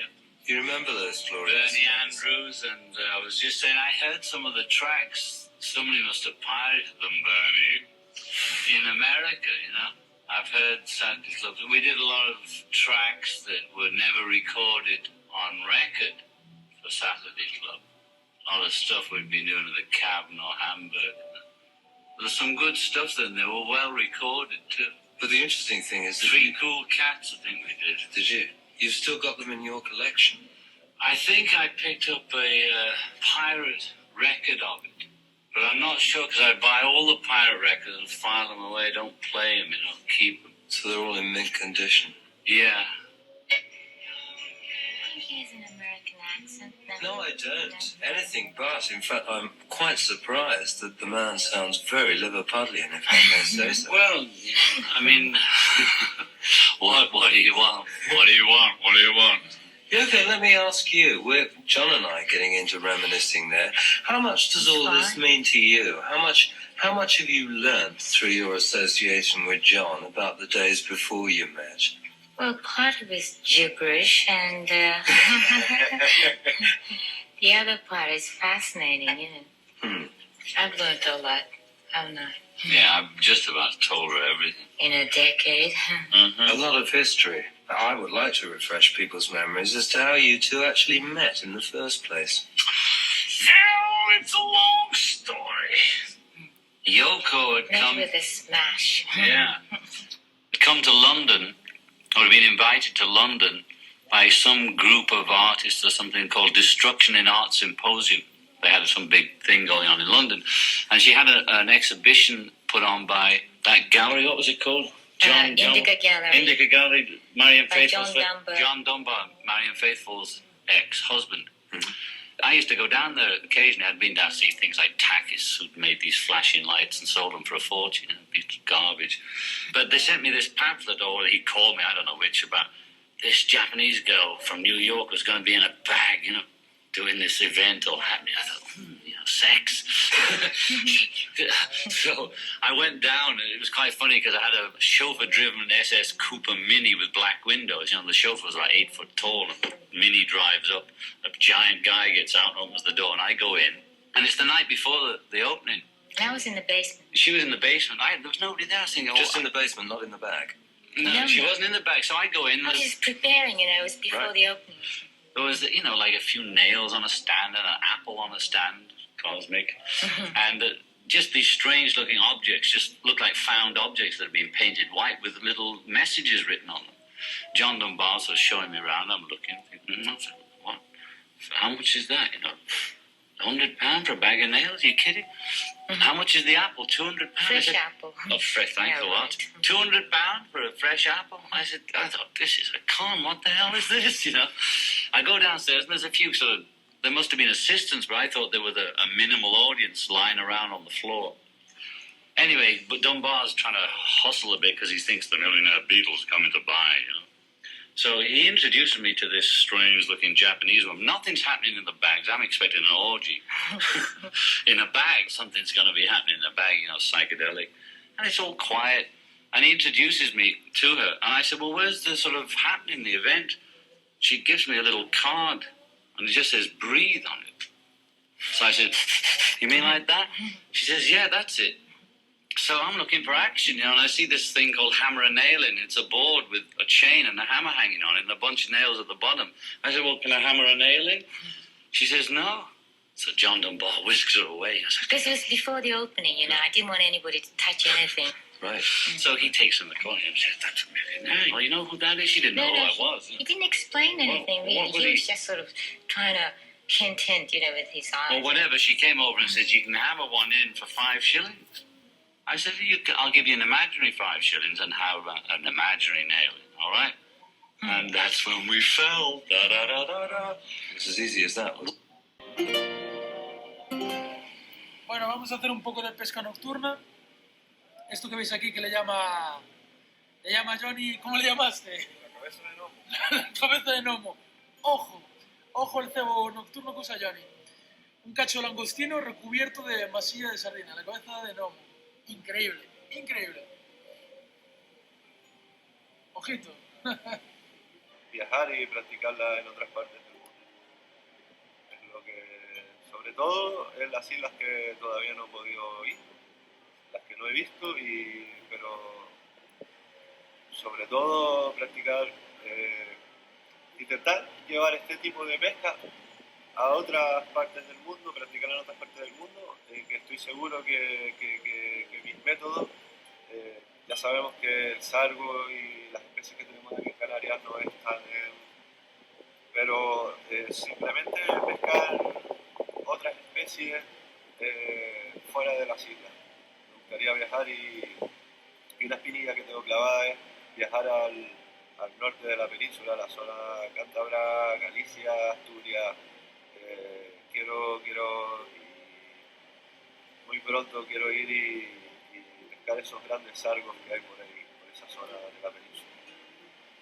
Yo, a la gente que se está iniciando en la pesca del sargo, pues hoy en día hay mucha gente que se dedica a enseñar. Sobre todo si no conoces a nadie que te pueda enseñar. El consejo que le doy es aprender es mirar, oír, escuchar, ver y probar, y insistir, y probar, y tener sobre todo mucha paciencia. Poner consejos de aquí, consejos de allá, ver cómo pesca aquel, ver cómo pesca el otro, hablar con personas mayores que tengan mucha experiencia y dedicarle mucho tiempo en la medida de lo posible, dependiendo del tiempo que tengas libre para hacer esta pesca. Informarte de cuáles son sobre todo informarte bien de cuáles son las mejores condiciones, hablar con gente, con tiendas de pesca y ver cuáles son las mejores zonas. Si quieres acertar desde un principio, si no, como todos nosotros, no aprendimos de un día a otro, llevamos muchos años en la pesca hasta que hemos llegado a cierto nivel, como quien dice. Bueno, hoy en día se puede aprender más fácilmente si te pueden ayudar, ¿sabes? Sobre todo eso, ¿sabes? Coger mucha información de varias personas y ponerlas en práctica. Tener mucha paciencia y...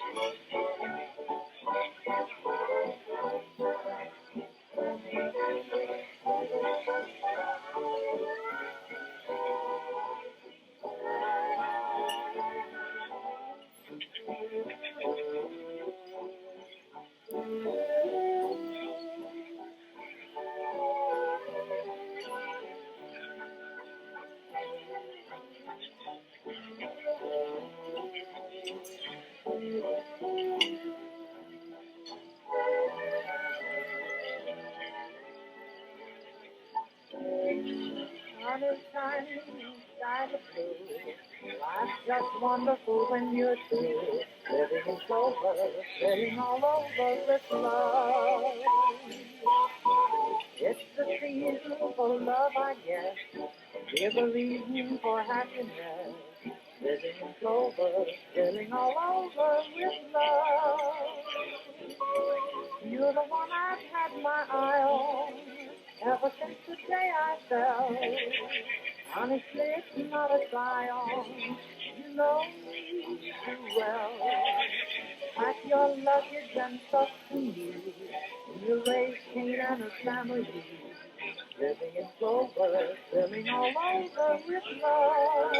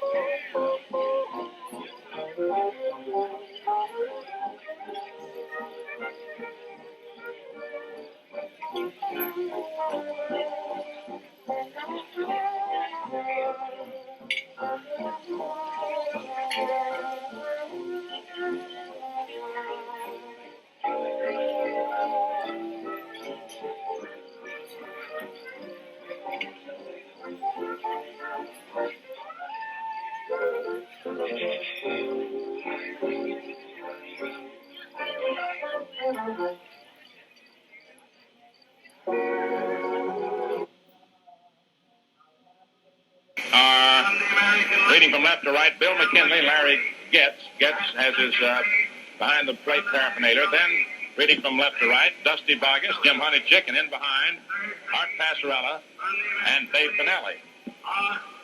They will be aligned in this fashion. Getz at the plate, McKinley at first, Pinelli at second, Passarella third. We'll give you the foul line umpires in a moment, make certain just where they're going to be.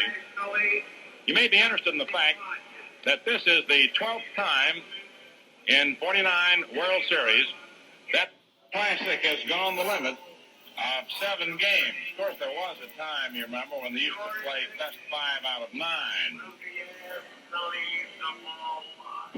Prior to the 7-game limit, when it was necessary to win 5 out of 9, the series went to 8 games 4 times. Now, in the 11 previous series that have gone the 7-game limit, the National League teams have won 7 of them. If you decide to put any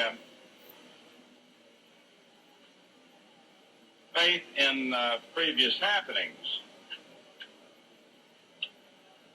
Now, the bullpen for both teams will be active right from the very beginning, most likely. Preacher Rowe is down in the Dodger bullpen. He's not going to warm up as yet, but he's going down there. He'll be ready. And most likely, you'll see both bullpens flaring up immediately that either of the starting pitchers shows the slightest sign of weakening.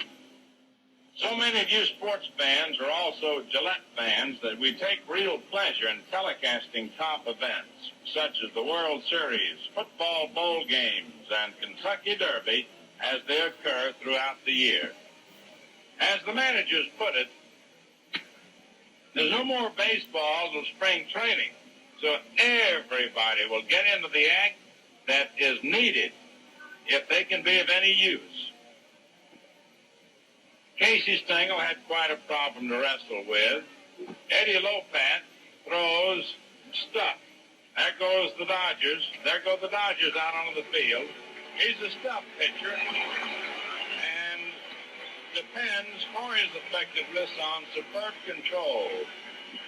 He'll have to face a lot of right-hand batters. And they prefer to pitch Lopat in a larger ballpark, larger in its general depth all the way around. That is why, for example, among other reasons, that Casey Stengel held Lopat out to open at Yankee Stadium. He had hoped to bring in Reynolds today to face Black for the third time, to have the duel between these two great right-handers. But yesterday, Casey didn't have any opportunity to wait for today. He had to come in with something yesterday in order that he might even be around here today. So we're all set. The scene is set. Whether or not we can pack any more drama into this World Series than already has been injected into it, I don't know. Whether or not people who've been watching it, both here and at home, have any reserve strength left to take any more of the excitement, we don't know. But in any case, we certainly hope so. There goes Joe Black out to the mound, a brilliant right-hander, and moving into the Gillette microphone, a brilliant broadcaster, the old redhead, Red Barber. Thank you very much, Mel. Now you're seeing the starting Brooklyn battery. Joe Black coming back for the third time, first time since Frank Shea in 47 has a rookie started 3 games in the World Series. Campanella back of the plate. Gil Hodges is at first base. Second baseman, Jackie Robinson. At short is Captain Pee Wee Reese. Third baseman is the Hands, Billy Kopp. Out in left field, we have George Schuber. Center fielder is Duke Snyder. And the right fielder, Carl Ferrello. Campanella back in the plate. And McDougal getting ready to be the first hitter for New York. Black on the mound. He's 1-1 in this series.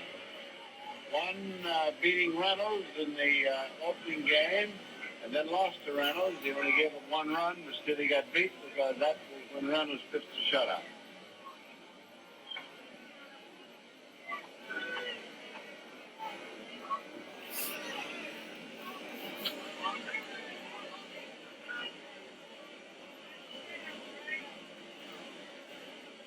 McDougal, 3 for 20. And so here is the whole baseball year finally pointed up to one single ball game. This is it. As far as we go.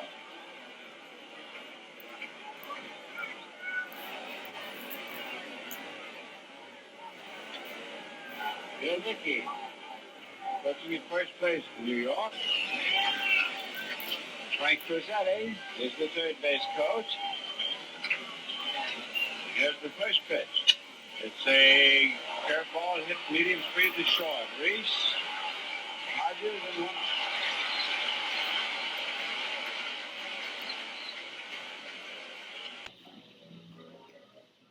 So it is rather fascinating to think that the gold in my wedding ring was manufactured in a star, probably 8 billion years ago or so, at the time it underwent a cataclysmic explosion. The core of the star continues to contract under the forces of gravity. Atoms in the star are crushed. Electrons and protons are forced together to make neutrons. The neutrons are squashed together. There are no atoms and none of the space in atoms. The star becomes a neutron star. 1 teaspoonful of the material on a neutron star would weigh 500 million tons. The star is probably only the size of a city, and it rotates very quickly. The reason it rotates quickly is the same process that ice skaters use to rotate more quickly on ice. An ice skater may begin a spin with his or her arms fully extended.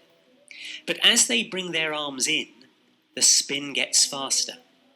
This is due to the principle of the conservation of angular momentum. Angular momentum is mvr, where m is the mass of the body, v is its velocity of rotation, and r is the radius of the body. Angular momentum must be conserved, so if the radius contracts, the velocity must increase to compensate. That is what happens with the neutron star. At this point, a different version of the Pauli exclusion principle comes into play.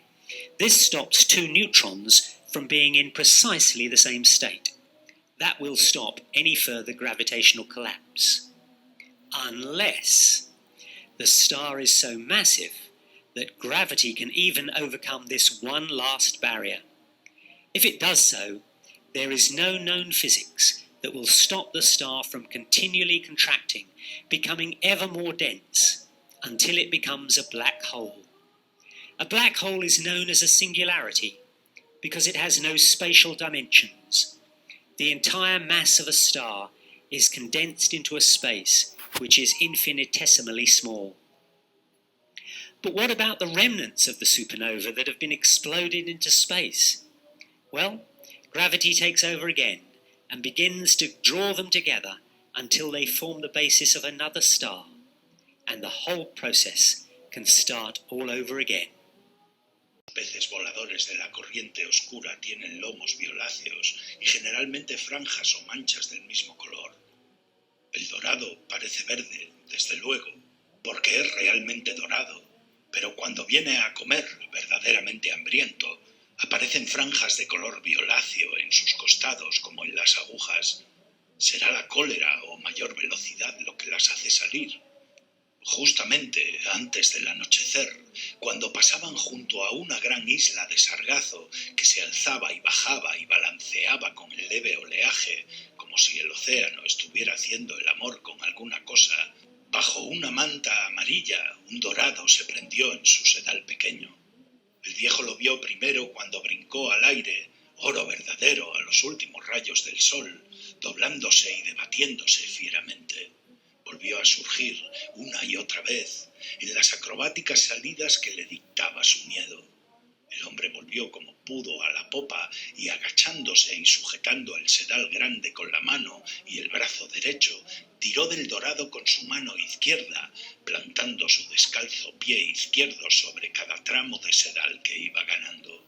Cuando el pez llegó a popa, dando cortes y zambullidas, el viejo se inclinó sobre la popa y levantó al bruñido pez de oro de pintas violáceas sobre la popa. Sus mandíbulas actuaban convulsivamente en rápidas mordidas contra el anzuelo y batió el fondo del bote con su largo cuerpo plano, su cola y su cabeza, hasta que el viejo le pegó en la brillante cabeza dorada. Entonces se estremeció y se quedó quieto. El viejo desenganchó al pez, volvió a cebar el sedal con otra sardina y lo arrojó al agua. Después volvió lentamente a proa, se lavó la mano izquierda y se la secó en el pantalón. Luego pasó el grueso sedal de la mano derecha a la mano izquierda y lavó la mano derecha en el mar mientras lavaba la mirada en el sol que se hundía en el océano y en el el sesgo del sedal grande. No ha cambiado nada en absoluto, dijo, pero observando el movimiento del agua contra su mano, notó que era perceptiblemente más lento. Voy a amarrar los dos remos uno contra otro y a colocarlos de través, detrás de la popa. Eso retardará de noche su velocidad, dijo. Si el pez se defiende bien de noche, yo también. Sería mejor limpiar el dorado un poco después para que la sangre se quedara en la carne, pensó. Puedo hacer eso un poco más tarde y amarrar los remos para hacer un remolque al mismo tiempo. Será mejor dejar tranquilo al pez por ahora y no perturbarlo demasiado la puesta del sol. La puesta del sol es un momento difícil para todos los peces. Dejó secar su mano en el aire, luego cogió el sedal con ella y se acomodó lo mejor posible y se dejó tirar adelante contra la madera para que el bote aguantara la presión tanto o más que él. Estoy aprendiendo a hacerlo, pensó, por lo menos esta parte, y luego recuerda que el pez no ha comido desde que cogió la carnada y que es enorme y necesita mucha comida. Ya me he comido un bonito entero, mañana me comeré el dorado. Quizá me coma un poco cuando lo limpie, será más difícil de comer que el bonito, pero después de todo nada es fácil. ¿Cómo te sientes, pez?, preguntó en voz alta. Yo me siento bien, y mi mano izquierda va mejor, y tengo comida para una noche y un día. Sigue tirando del bote, pez. No se sentía realmente bien, porque el dolor que le causaba el sedal en la espalda había rebasado casi el dolor y pasado a un entumecimiento que le parecía sospechoso. Pero he pasado cosas peores, pensó. Mi mano solo está un poco rozada y el calambre ha desaparecido de la otra. Mis piernas están perfectamente y además ahora te llevo ventaja en la cuestión del sustento. Ahora es de noche, pues en septiembre se hace de noche rápidamente, después de la puesta de sol. Se echó contra la madera gastada de la proa y reposó todo lo posible. Habían salido las primeras estrellas. No conocía el nombre de Venus, pero la vio, y sabía que pronto estarían todas a la vista y que tendría consigo a todas sus amigas lejanas. El pez también es mi amigo, dijo en voz alta.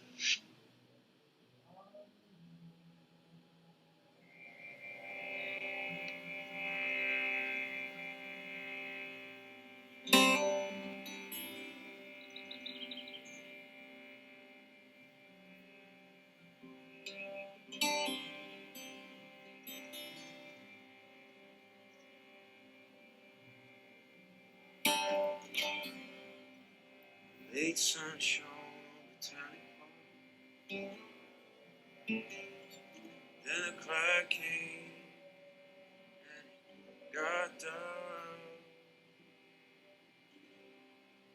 Through the light takes the spring, I can smell cheap. But some people typically drink no alcohol sign.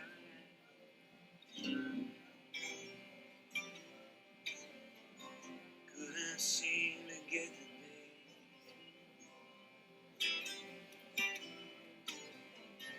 It ain't over, babe.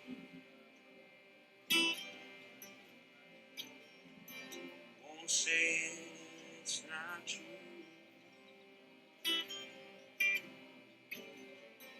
Like a regular Matthew did.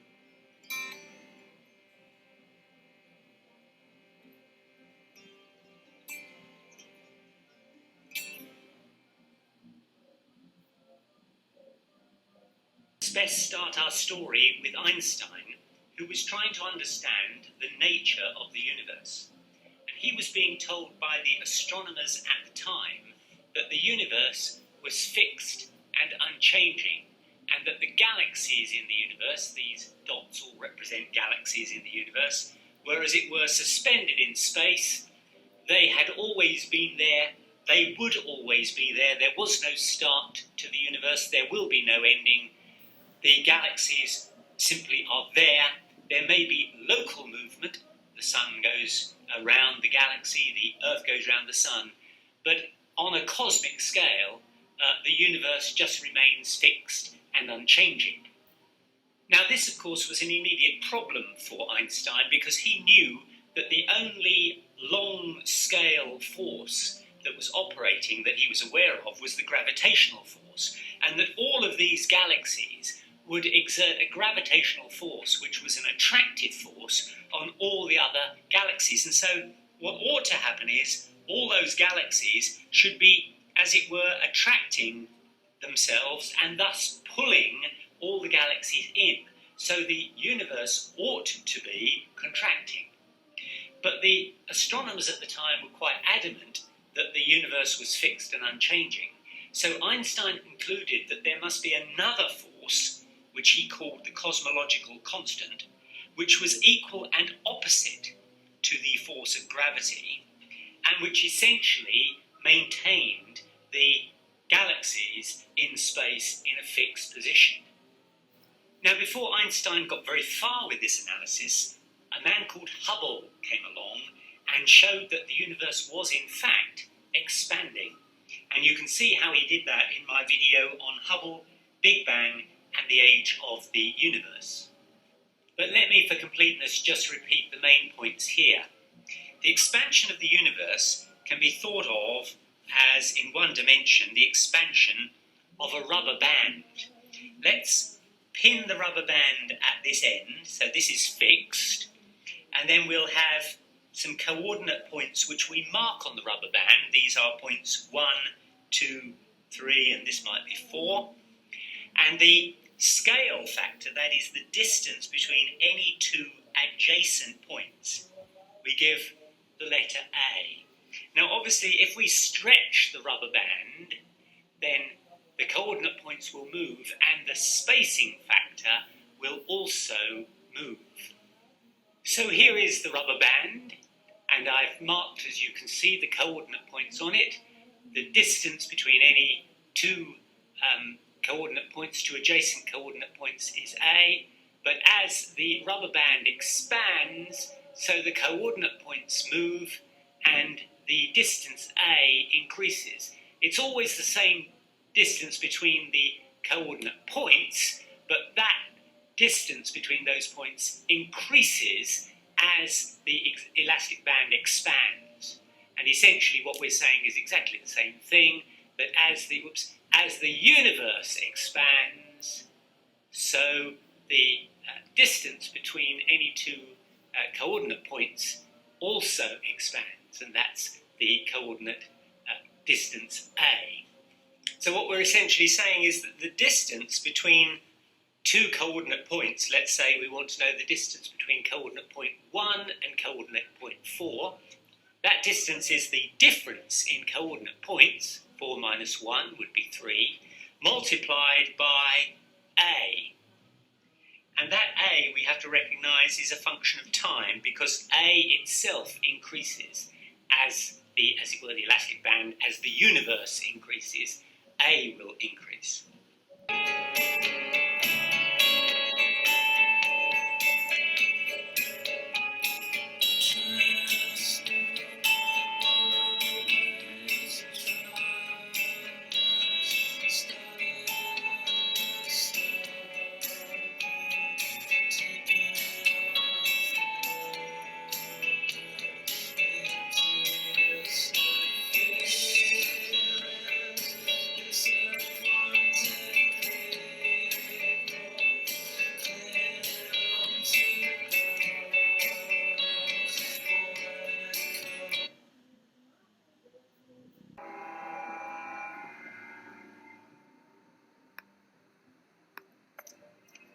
Hey, Bobby, what's happening? Name? You know me. It's... Wait a minute. Who are you? You have a reservation. Hey, pal. We've been waiting for a half hour. We got in line. How you doing? Sorry, folks, but I'm supposed to be inside. Hold on, I gotta check the list. I'm not on the list. See, I got a gig here tonight. Oh, you're in the band. Well, not in it exactly. Baron knows I'm coming. He'll let me sit in, I'm sure of it. First show's sold out. If you want to put your name down for 10:30... Just tell Baron, all right? He'll comp me. Hey, tell him. Hang on. There's been a little misunderstanding. No, I mean, I know you. You do? Didn't you used to be Joey Crown? Used to be? What do you mean used to be? Crown. Oh, sorry, man. You're not on the comp list. If you want to wait in line... Hey, hold on. See this? It's a trumpet case. I'm not some piker. I played with Baron lots of times. I used to work the pastry and the game. What's the matter? Don't you believe me? Ask Artie. He owns the joint.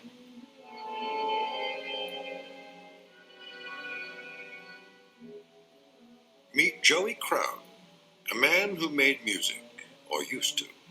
A little man with a funny rubber face whose life is a quest for decent billing and other impossible things, like flowers in concrete or trying to pluck a note of music out of the air and put it under glass to treasure. Because it is a treasure to him, and if the truth be told, to a lot of people who heard him play when he was hot, when he could take a tune and turn it inside out with a dented, beat-up golden horn. His solos were the stuff legends are made of, until he took a turn for the worse. For a while now, the only notes to come out of his trumpet have been, well, slightly sour and off-key. Joey Crown, who in just a moment will decide to leave the earth for a steady gig in another kind of club, one located in an out-of-the-way place we call the Twilight Zone.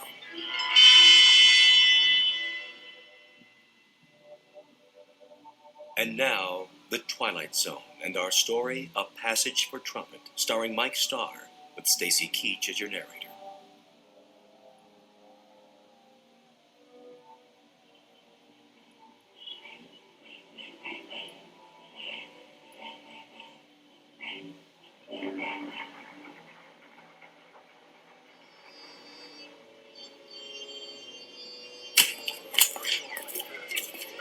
You can take 5 out here if you want, Mr. Barrett. Oh, sure thing, Artie. You guys just played a smoking set. Thanks. Yeah, thanks. I came in early on the bridge. You did all the changes. Nice set, boys. Was it okay? I couldn't tell. It sounded good to me, just the way I like it. Sure was. Man, you guys know how to swing. Who's that? Too dark to see. I think it's... Hey, Joey. What do you say, Baron? What are you doing here? Well, what do you think? I brought my axe. What for? I thought you might need somebody with a horn. I already got my sideman, Joey. Sure you do. But I was thinking I could sit in, for the second set. Not tonight. Just a few choruses. Maybe some other time. Why not? You know how good I can play. Easy, Joey. But why? The last time you played trumpet for me, you lost it up. I did? I had to share you with a bottle. Bottle? Me? Oh, you get the wrong guy. You and that horn don't belong together on the same stage anymore. You mean 6, 7 months ago? That was just a bad night. I forgot what it tastes like. I'm on the wagon now. Way up. That right, Joey. Who's your brass section? Right here. Meet my new trumpet player. Yeah? That was him? Yeah, that was me. Don't get me wrong. He sounded great in there. Really cooking. But what do you think I am, some kind of a lush? Listen, Baron, I know what that stuff does to me. I ain't an old man yet. Me and my horn got a lot of years left. I could be a #1 boy again. Club dates, sessions, the whole bit. Take it easy. What do you think I'm gonna do? Chuck it all away in some bum habit? Be serious. Listen, man, this is one mellow horn, and I got sweet music in me. A whole lot of it. You know yourself, when I open the case and pick that thing up and blow, I can make them cry. That you can, Joey. I remember. So what's the big deal? I can come in behind your man on the bridge. Then I sit out while he takes his solo. Then we trade choruses and You dropped something, Joey? That's not mine, honest. I never saw it before. It was in your coat pocket. I saw it the minute you walked up. Come on, boys. Let's go back here. No, you come on, Baron. What are you trying to do to me? All I need's a chance. Okay, it's showtime. Go on. I'll be right there. All I need's a chance. One shot. That's what you need, all right. A shot. Better make it double. That's not what I mean. Well, don't worry about the mess, Joey. Somebody will clean it up for you. They always do. I'm sorry, Baron. But if you knew what it's been like to... One thing I don't know. When a guy has so many friends, why would he hang out with his worst enemy? All right. I get it. I shouldn't have come here. We've been doing all right at the club. Sold out most every night. So let me lay some green on you. Your share. For old time's sake. Keep your money. Hey, for old times. Come on, man, when you had the magic. Remember? Harry James, Max Kaminsky, and Barrigan, and Butterfield, and Diz and Miles. Man, you had a little bit of all of them. And you traded it for some bad booze. You got took. That was no kind of a deal. You got the crummy end of the stick. I don't want your charity, okay? I got one question for you, Joey. Why'd you throw it all away? Maybe because I'm sad all the time. Because I'm nothing anymore, and they know it. Because from now on, I'll live and die in a crummy one-roomer with dirty walls and cracked pipes. I'll never have a girl because I'm an ugly little gnome. I'll never be anybody again because half of me is that horn. I can't even talk to people without it. That's my language. Go easy on yourself, Joey. When I'm high, Baron, when I'm high, I can't see how dirty the walls are. I don't see the cracked pipes. I don't even know the clock's running. That the hours are going by. Then I'm Gabriel. I'm Gabriel with the golden horn. When I put it to my mouth and blow, it comes out jewels. It comes out a symphony. It comes out the smell of flowers and summer nights. It comes out beauty. I'm drunk, Baron. Only when I'm drunk. Take care of yourself, son. Oh, man. I got so much misery. I got so much sadness. Nothing. I'm just plain ordinary nothing. I'm so tired of hanging out.